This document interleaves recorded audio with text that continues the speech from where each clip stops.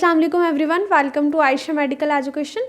आज इस वीडियो में हम लोग स्टडी करने जा रहे हैं सर्वाइकल रिब, जो कि हमारे पास क्लिनिकल एनाटमी है inlet of the thorax. Mainly हमने चैप्टर स्टार्ट किया हुआ है थॉरेक्स एनाटमी का इंट्रोडक्शन, ठीक है, जिसमें हम लोगों ने देखा inlet of the thorax, outlet of the thorax, rib cage का मीन वो स्केलेटन देखा और उसके अलावा सरफेस लैंडमार्क्स को स्टडी किया।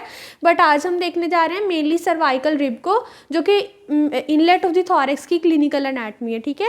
ये क्या है, हमारे पास सर्वाइकल रिब एक एबनॉर्मली हमारे पास एक एक्स्ट्रा या एडिशनल रिब बन जाती है। मेनली हमारे पास होती है 12 रिब्स, ठीक है, जो कि थोरेसिक वर्टिब्रा 12 थोरेसिक वर्टिब्रा होते हैं, उनके साथ पोस्टीरियरली अटैच होती हैं और इंटीरियरली स्टर्नम के साथ अटैच होती हैं। अगर हम स्पाइन की अरेंजमेंट देखें तो क्या होता है, सबसे पहले हमारे पास आता है सेगमेंट सर्वाइकल वर्टिब्रा का, ठीक है, देन आते हैं थोरेसिक, उसके बाद लंबर, देन सैक्रल और उसके बाद कॉक्सीजियल, ठीक है। सो जो सेकंड पे सेगमेंट्स आते हैं ना थोरेसिक वाले, उन सब के साथ रिब्स अटैच होती हैं। बट यहाँ पर नेम से ही शो कर रहा है सर्वाइकल रिब मीन ये C7 या लास्ट वाला जो सर्वाइकल वर्टिब्रा है उसके साथ अटैच होगी, ठीक है। एक एबनॉर्मेलिटी नेम से ही शो कर रहे हैं, नॉर्मली तो 12 होंगी जो कि 12 थोरेसिक वर्टिब्रा के साथ अटैच होंगी। सो अब देख लेते हैं सर्वाइकल रिब क्या है। Cervical rib is an additional rib attach to the vertebra that is C7, जो कि C7 वर्टिब्रा है, लास्ट वाला 7th वर्टिब्रा है, सर्वाइकल 7th वर्टिब्रा, उसके साथ ये अटैच होती है।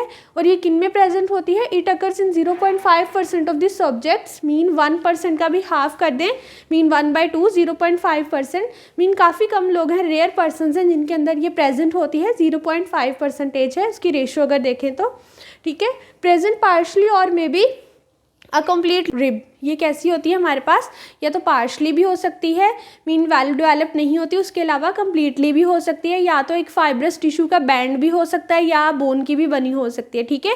कभी कभार होता है कि इतनी वेल नहीं होती, मीन हमारे पास कम्प्लीटली ये डेवलप नहीं होती, एक बिल्कुल टिश्यू की तरह, एक बैंड की तरह का स्ट्रक्चर होता है सर्वाइकल रिब का, ठीक है। समटाइम क्या होता है, कम्प्लीटली डेवलप होती है, एक हार्ड स्ट्रक्चर होता है, मीन एक फुली रिब बनी होती है। अगर इसके क्लिनिकल फीचर्स को देखें तो क्या है, अ पेशेंट में present with the following symptoms, patient के अंदर ये कंडीशंस होंगी जिसमें सर्वाइकल रिब प्रेजेंट है। न्यूरोलॉजिकल सिम्टम्स होंगे उसके अंदर, ठीक है, उसके अलावा वेस्क्यूलर सिम्टम्स भी आएंगे और लोकल सिम्टम्स भी प्रेजेंट होते हैं। न्यूरोलॉजिकल नेम से शो कर रहा है, ठीक है, न्यूरॉन्स नर्व्स का इशू होगा इसमें। सर्वाइकल रिब में exert traction on the lower trunk of the brachial plugs, brachial plugs के ट्रंक्स होते हैं अपर, मिडल एंड लोअर ट्रंक। तो जो लोअर ट्रंक है जो सबसे नीचे प्रेजेंट होता है, उसके ऊपर ये जो रिब है ये ट्रैक्शन लगाती है। बेसिकली अगर हम सोचें तो ये कहाँ प्रेजेंट है, कॉलर बोन के नीचे फर्स्ट रिब होती है ना, बट ये क्या होता है, फर्स्ट रिब सेकेंड रिब, वो तो 12 रिब्स हैं जो कि कॉलर बोन के नीचे स्टार्ट होती है, मीन क्लैविकल।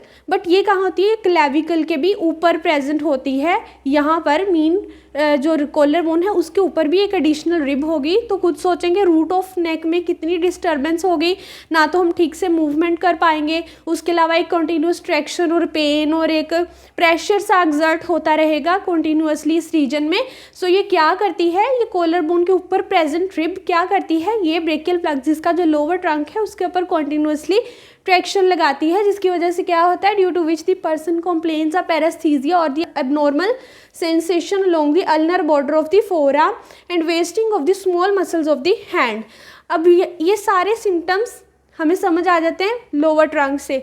लोअर ट्रंक कैसे बनता है, उसमें कौन कौन से फाइबर्स होते हैं, C8 and T1। Mainly brachial plugs किस किस से बनता है, C5, C6, C7, C8 and T1। जो लोअर ट्रंक है उसके अंदर ये वाले नर्व फाइबर्स आ रहे होते हैं T1 एंड C8। सो इनसे नेक्स्ट कौन सी आती हैं, वो वाली नर्व्स आती हैं जो हमारे पास जैसे कि मीडियन नर्व है, वो हमारे पास मीडियल साइड में जो अल्नर बॉडी ऑफ फोरआर्म, वो वाले मसल्स, उसके अलावा small muscles of the hand उनके सप्लाई करेगी। सो क्या होगा, जब हमारे पास लोअर ट्रंक पे ट्रैक्शन लगेगी, एक प्रेशर लगेगा, उसकी वजह से वो वाले नर्व्स हमारे पास डिस्टर्ब होंगी, उन नर्व्स पे कंप्रेशन आएगी जिनके नर्व फाइबर्स में ये वाले रूट्स इन्वॉल्व हैं, ठीक है, जैसे कि मीडियन नर्व। सो क्या होगा, ulnar border of the forearm उस पर सेंसेशन लॉस हो जाएगा और उसके अलावा wasting of the small muscles of the hand भी हो जाएगा, intrinsic muscles of the hand जिसको बोलते हैं।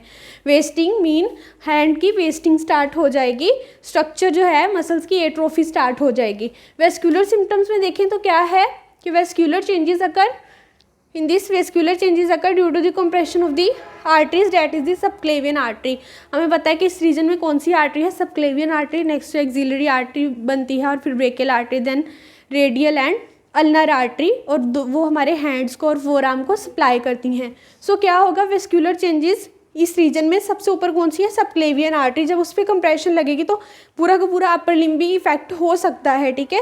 सो इसकी वजह से वेस्क्यूलर चेंजेस आएंगे, वेसल्स कंस्ट्रिक्शन हो जाएगी इसकी ट्रैक्शन की वजह से, कंप्रेशन की वजह से. उसके अलावा लोकल सिम्टम्स की बात करें तो क्या होता है, टेंडरनेस फील होती है. टेंडरनेस क्या होता है, pain on the touch, mean जब इस रीजन को हम थोड़ा सा टच भी करेंगे तो पेशेंट को या उस सब्जेक्ट को पेन फील होगी, टेंडरनेस होगी. And on the palpation feels bony hard and fix structure, mean locally अगर हम उसे देखें तो पल्पेट करने पे कैसा स्ट्रक्चर फील होता है, एक हार्ड बोनी स्ट्रक्चर है और जो कि फिक्स है, ठीक है. वहाँ पर कोई भी थोड़ी बहुत भी मोबिलाइजेशन नहीं हो सकती, एक फिक्स स्ट्रक्चर है, ठीक है. और एक क्या है, हार्ड है ऑन पाल्पेशन. और क्या होता है लोकल सिम्टम्स में, हमें टेंडरनेस, मीन हाथ लगाने पे भी हम जो है वो पेन को फील करेंगे. ये था ओवरऑल हमारे पास सर्वाइकल रेप. If you understand this video so please like, share and subscribe the channel. Thanks for watching.